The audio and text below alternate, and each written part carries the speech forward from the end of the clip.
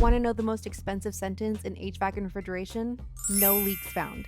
Because if the same rack gets 40 pounds added this month, 30 pounds next month, another 25 after that, it starts looking a little suspicious. If no leak was found, why does refrigerant keep getting added? If no leak was found, what documentation supports that conclusion? Because if regulators or the customer review the records, no leaks found does not explain the story. This is why you need to include what was actually done in your notes. What leak detection methods were used? What areas of the system were inspected? Were there any access limitations? Because months later, when someone reviews the records, your documentation may be the only thing explaining what happened. Follow for more refrigerant compliance breakdowns that actually apply in the field.